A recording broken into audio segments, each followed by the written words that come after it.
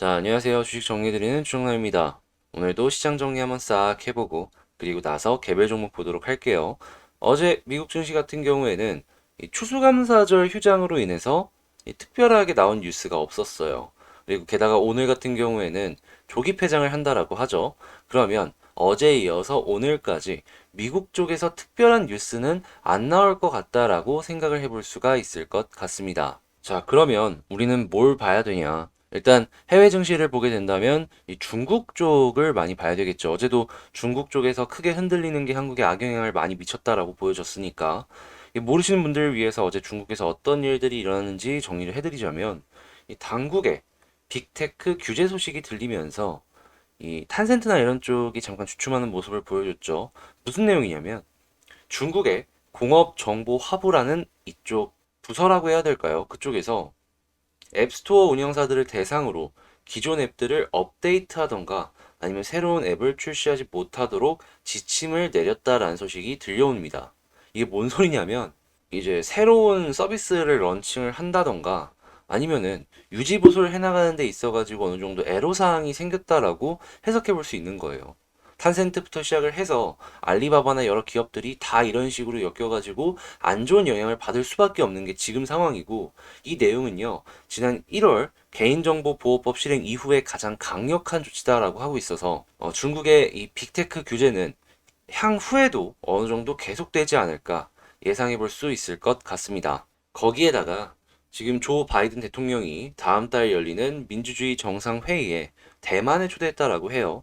당연히 중국은 여기서 반발을 할 수밖에 없고 미중 간의 갈등이 보다 더 심각해질 것이다. 이렇게 예상을 하면서 시장 바라볼 수 있겠죠. 그런데 이제 어제 중국 증시가 어느 정도 그래도 주춤주춤 하면서도 자리를 지켜주는 모습을 보여줬단 말이에요. 그 부분은 또 왜 그런지에 대해서 말씀을 드리면 이 중국의 유동성 공급을 다시 이 중국에서 그냥 자체적으로 유동성 공급을 시장이 하다 보니까 이 부분이 이 지수의 하락에 제한을 주고 있다. 이렇게 보여진다라는 거죠. 그냥 현금을 투하해서 어거지로 떨어지는 거 막는다. 약간 이런 느낌으로 보시면 될 것 같아요. 자, 그리고 미국 증시에 상장이 되어 있는 중국 기업 퇴출 관련법 시행을 앞두고 미 정부와 긴밀하게 중국 정부가 협력을 한다라는 소식도 들려오고 있어요. 지금 중국 입장에서는 이런 내용이 만약에 진짜로 진행이 되게 된다면 자국의 이미지도 이미지지만 투자자들에게 신뢰 이런 것들이 많이 잃게 되는 그런 상황이 되면은 자국 내 투자도 많이 줄어들 수 있잖아요. 그래서 어떻게든 미국에 상장이 되어 있는 기업만큼은 지키려는 움직임을 보여주는 것이 아닌가 생각이 드는데, 이것도 이제 아직 확정이 난 건 아니고 내용들이 나오고 있어가지고 하나씩 하나씩 찝고 체크하면 되겠습니다. 자, 그리고 헝다 및 다른 부동산 개발 업체들의 이 이야기는 특별하게 나온 건 없어요. 근데 이제 헝다 쪽에 채권 가장 큰 게 12월 달에 도래를 한다라고 하고 있죠.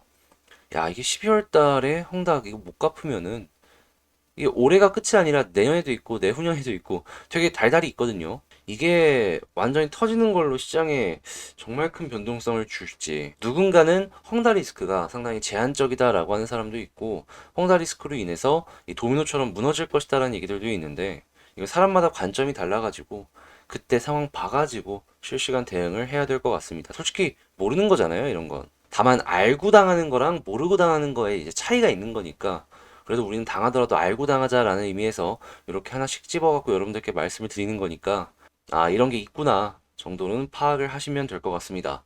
자, 지금 제로금리가 끝나고 이주열 총재가 내년 1월 추가금리 인상 가능성 배제 못한다라고 했어요. 이 얘기는 뭐냐 하면 금리 인상 또 할 수 있다라는 거예요. 지금 몇 개월 만에. 지금 11월인데 1월이면 두 달 만에 또 한다는 거거든요. 시장에 불안감이 있는 이슈들이 계속해서 깔린다라는 느낌이 들다 보니까 지수 상승에 어느 정도 이 벽으로 작용을 할 수 있을 것 같다. 오히려 떨어뜨리는 데 있어서 큰 시발점이 될 수도 있겠다라는 생각을 해보게 되네요. 2018년도 차트를 보면은 대충 제가 드리는 말씀이 어떤 건지 알 수 있을 거예요.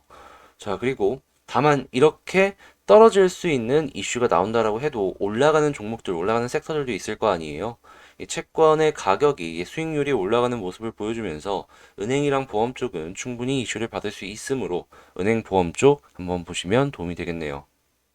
자, 이외에는 넷플릭스 잡자는 디즈니의 의지를 볼 수 있는 콘텐츠 쪽에 39조를 투자한다는 이슈가 나왔고요. 지금 뭐 중남미 같은 경우에는 금리가 올라간다라고 하더라도 인플레이션을 못 막는다는 얘기가 나오고 있어요. 이 중남미 쪽에서 뭔가 큰 일들이 일어나고 있다. 이것도 알면 될 것 같고요. 내년 반도체 부족 완화가 전망이 되고 있다라고 하고 자동차는 과연 그러면 언제부터 불을 붙일 수 있느냐라는 얘기도 나오고 있어가지고 자동차 쪽도 한번 보면 좋을 것 같습니다. 자, 그리고 D램 같은 경우에 내년 1분기부터 다시금 가격이 올라갈 것이다 라는 의견들이 나오고 있습니다. 컴퓨터 구매율 증가? 막 이런 것들과 연관해서 얘기를 막 하는 것 같은데, 뭐 다양한 요인이 되든 올라가기만 하면 되잖아요. 이 D램 같은 경우에는 한국의 삼성과 하이닉스와 굉장히 밀접해 있는 그런 관계를 보여주고 있기 때문에 아무래도 증시가 올라면 이 둘이 올라가야 되잖아요. 그래서 그냥 D램 가격은 어떻게 되든 그냥 오르기만 하면 된다. 근데 내년 1분기부터 긍정적인 시그널이 나오고 있으니까 그거 한번 지켜보자. 이렇게 말씀드리도록 하겠습니다. 자, 그러면 개별 종목 보도록 하겠습니다. 자, 제가 이번에 가지고 온 종목은 두산중공업입니다. 일단 두산중공업은 요즘에 나오는 뉴스가 계속 두산건설을 일부 매각을 하면서 현금 확보를 통해서 재무 건전성을 높여나가고 있다. 이 얘기가 대부분이에요. 회사가 조금씩 건강해지고 있구나 정도로 참고하시면 될 것 같아요. 자, 그러면 수급 한번 볼게요. 일단 수급을 봤을 때 어제 좀 외국인이 팔면서 떨어졌었죠. 그런데요, 연기금은 여전히 파는 것 없이 매수를 유지해주고 있고, 그리고 오늘 같은 경우에는 외국인이 다시 또 사주는 모습 보여주고 있어요. 수급창으로 보았을 때 외국인 수급보다는 이 기관의 수급을 먼저 봐야 되는 종목이 이 두산중공업이 아닌가 싶고요. 외국인 수급이 그냥 들어와 준다면 더욱더 좋다, 고맙다라고 생각을 하면서 전략 짜나가면 좋지 않을까 싶네요. 지금 수급창 같은 경우에는요, 특별하게 나쁠 것도 없고 좋을 것도 없다 정도로 해석해 볼 수 있습니다. 자, 그리고 이 차트를 한번 보도록 할 텐데 어제 떨어지면서 이 두산중공업, 야, 이거 끝나는 거 아니야 라고 하시는 분들이 있어요. 근데 여러분, 아니, 여기 이 위치가 뭐 깨지거나 그런 게 있습니까? 그냥 이 안에서 왔다 갔다 하는 거예요. 어? 공매도 많은 거 알죠? 이것저것 이슈 있는 거 알죠? 근데 차트의 위치상으로 보았을 때 이게 뭐 이탈한 게 있습니까? 제가 이탈한 위치는 여기다라고 계속 말씀드렸죠. 차이가 있어요, 아직. 아래에 공간이 여유가 있는데 못하러 벌써부터 막 걱정을 하고 그러냐 이런 거죠. 일봉 5개? 주봉으로 봤을 때 아무것도 아니에요. 그냥 여기서 이렇게 잘 가지고 있잖아요. 우상향 해주고 있잖아요. 월봉 같은 경우에는 봉이 20개가 넘습니다. 20개가 넘는데 보세요. 아직 우상향 해주고 있잖아요. 작은 거에 흔들려가지고 멘탈도 털리고 그러면요. 주식 오래 못합니다. 큰 흐름을 보세요, 여러분. 두산중공업을 일봉으로 본다라고 해도 아직 큰 흐름은 유지가 되고 있어요. 깨진 게 없다라는 것이죠. 아직은 겁낼 때가 아닙니다, 여러분. 겁내지 마세요. 그냥 현 위치상으로 지지라인 봤을 때 이 아래 22,500원에 이 100일선, 90일선, 60일선 이 밀집해 있는 이 부분이 있잖아요. 여기가 지지라인으로 강한 부분으로 존재를 하고 있고 이 부분 이탈만 아니면 그냥 홀딩하면 되는 거고요. 전략을 세워 나간다면. 그리고 이 위쪽에 21선과 11선이 다시 위쪽으로 올라가기, 정배열을 하기 위해서 시간이 조금 필요하다 보니까 현 부근에서 횡보를 조금 더 오래 할 수 있다라는 것만 기억을 해 놓으시면 돼요. 그러면 큰 이상 없이, 그리고 지금 위치는 매물대예요. 이 매물대가요, 저항 라인으로서 작용도 하지만 그 아래로 떨어뜨리는 그러한 힘을 어느 정도 막아주는 지지대 라인도 어느 정도 역할을 해주거든요. 물려있는 사람이다 보니까 계속 이 아래로 떨어지게 되면은 사는 거예요. 많은 사람들이 사는 위치다 보니까 따라서 사는 사람도 심지어 많은 그런 상황이기도 하고요. 자, 그러면 이러한 부분들을 종합적으로 정리를 해서 전략을 한번 세워본다라고 쳤을 때, 자, 현 북은 그냥 횡보를 한다라고 쳤을 때 이 밑으로 안 떨어지면은 홀딩 그냥. 그리고 올라가게 된다면은 21선까지는 한 번 정도 이렇게 쭉 올라갈 수 있는데 21선에서 맞고 떨어질 수가 있거든요. 그런 거 생각하면은 21선 만약에 맞을 때 이탈하는 거 난 진짜 버티기 힘들다.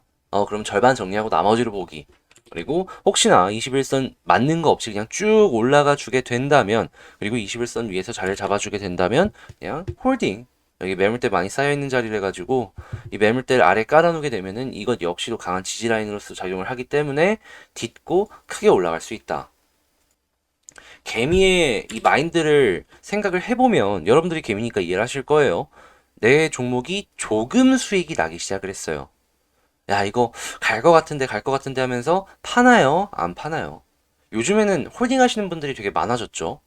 그러면 여기에 있는 물량들이요. 매도 물량보다는 야, 홀딩 물량이다라고 해석을 하면서 보는 게 더 좋다라는 거예요. 다만 이 21선이 이런 식으로 돌기까지 시간은 조금 더 걸릴 수 있으므로 이 기간 조정 시간은 어느 정도 기억을 해야 된다. 그 기간을 대략 한번 계산을 해보면 이렇게 떨어지는 데 있어가지고 한 달 정도 길면 과연 그 기간 동안 22,500원 아래로 안 떨어져 줄 수 있을지 이걸 주의해서 집중해서 보도록 합시다. 자, 이렇게 두산중공업 분석 한번 싹 해봤는데 제발 작은 파동에 안 흔들리고 큰 흐름을 보라. 이걸 좀 강조를 드리고 싶고요. 제 영상 도움되셨다라고 생각을 하신다면 구독, 좋아요 한 번씩 부탁을 드리도록 하겠습니다. 자, 그럼 저는 다음에 더 좋은 영상으로 다시 찾아뵙도록 하겠습니다. 감사합니다.